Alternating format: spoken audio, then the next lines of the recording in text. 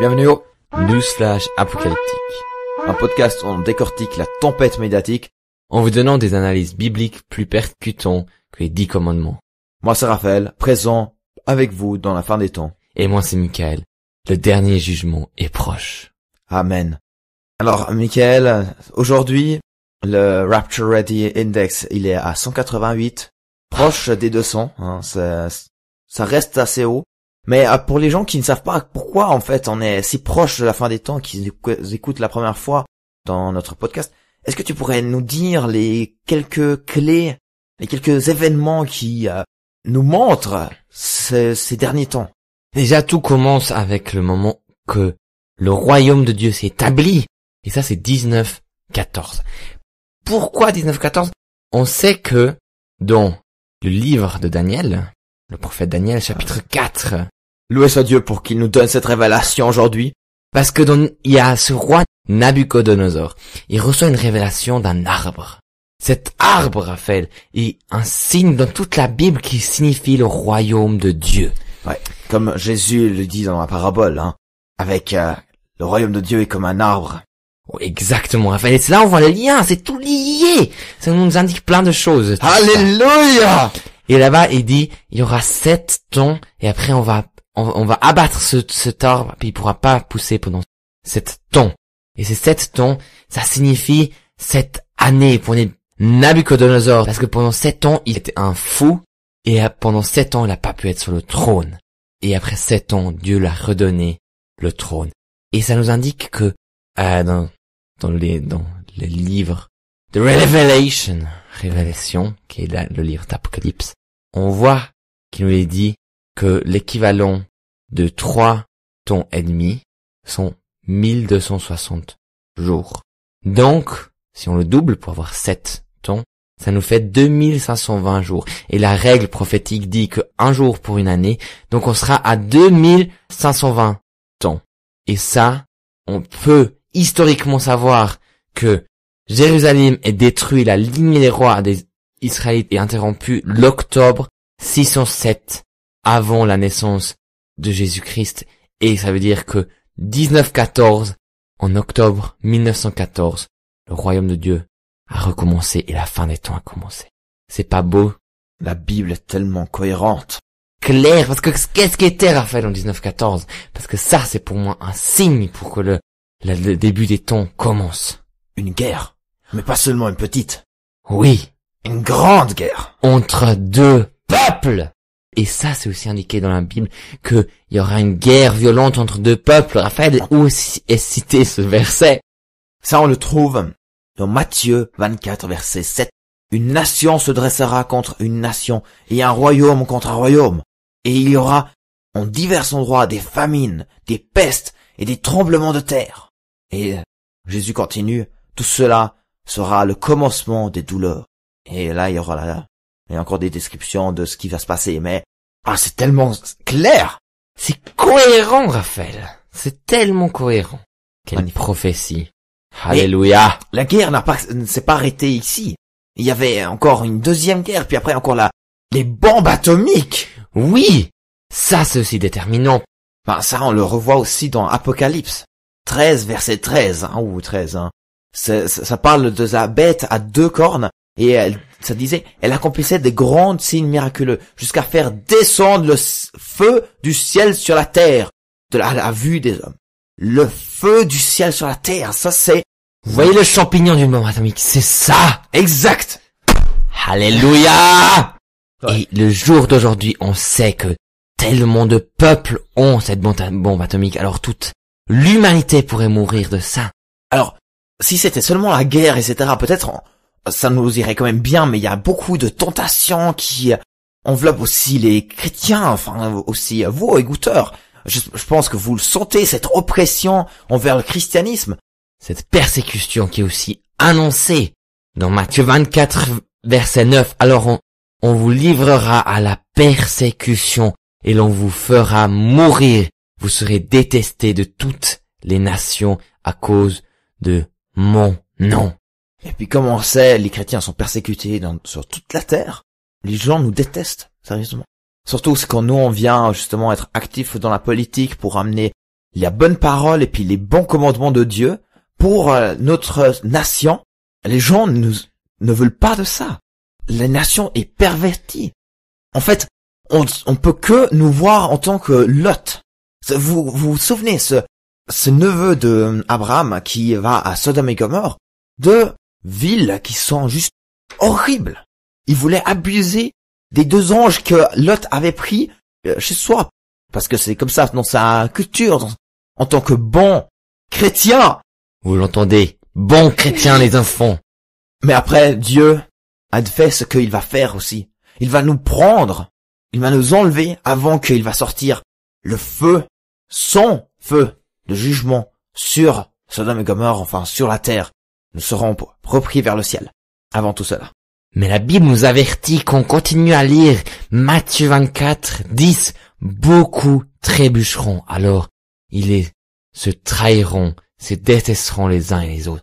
Il nous avertit aussi de ce temps qui sera difficile pour nous en tant que chrétiens de rester sur le droit chemin, de pas perdre ce chemin et de le suivre jusqu'à la fin.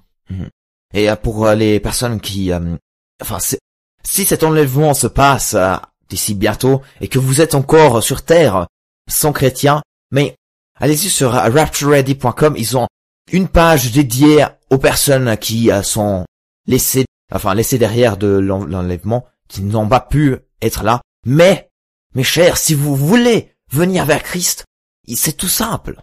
Comme la Bible nous déclare, Raphaël. Romains 10, versets 9 à 11.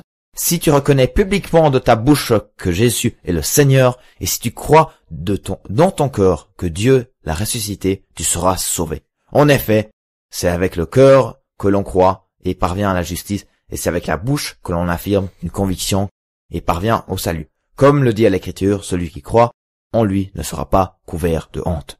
Amen. Amen. Ouais. Est-ce qu'il y a encore des versets qui devraient avertir encore nos auditeurs, auditrices pour être prêts pour cette fin de temps, pour ces derniers temps, les derniers jours de ces derniers jours, la tribulation à venir?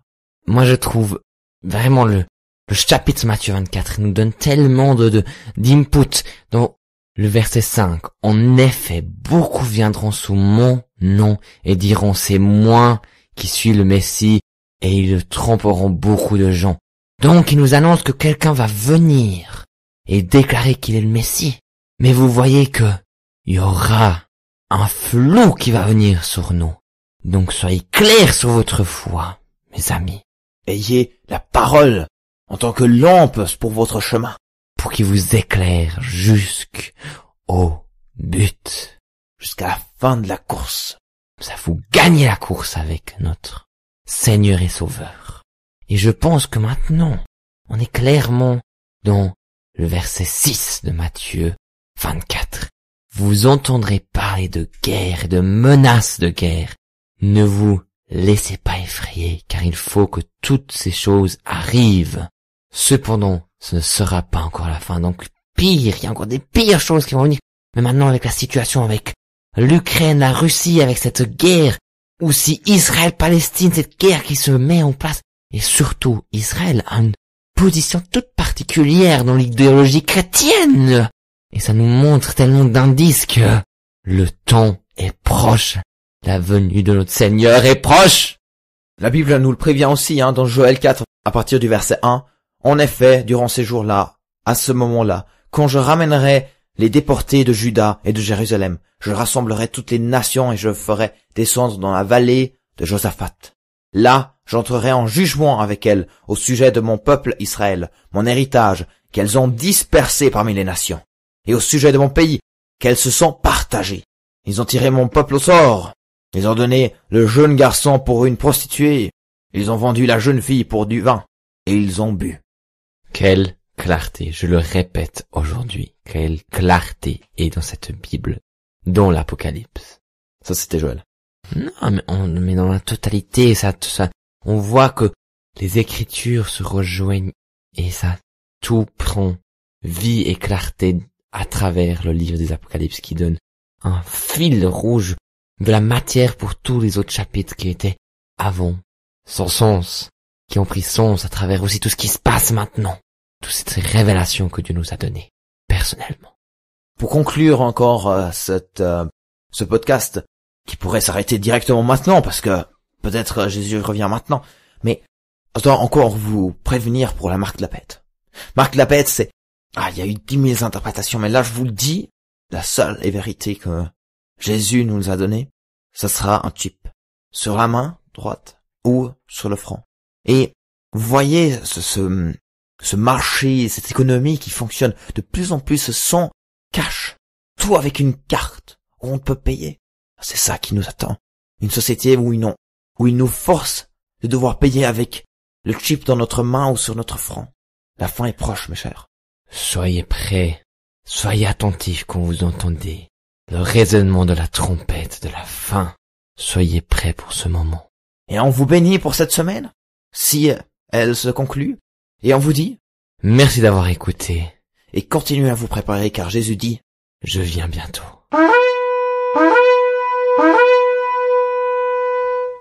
Alors Michael, est-ce qu'on a bien ri? Mais oui.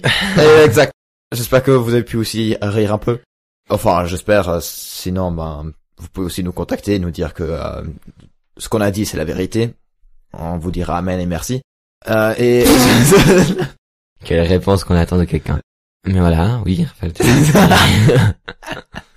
Mais est-ce que on croit à cette venue de Christ où on sera après repris au ciel ou comme ça? Qu'est-ce que toi tu penses, Michael, de la fin des temps? Est-ce qu'on y est ou bien pas? Alors, déjà, pourquoi moi je trouve ça drôle de rire sur ça, parce que moi ça me travaille presque jamais de dire mais on est-ce qu'on est dans les fins des temps ou pas, parce que pour moi ce qui est important c'est pouvoir vivre ma vie dans le sens avec Dieu, pouvoir vivre ce qu'il a donné et être avec lui et pas m'attendre et lire la Bible comme un journal, comme tu m'as toujours dit, Raphaël. La Bible c'est pas un journal.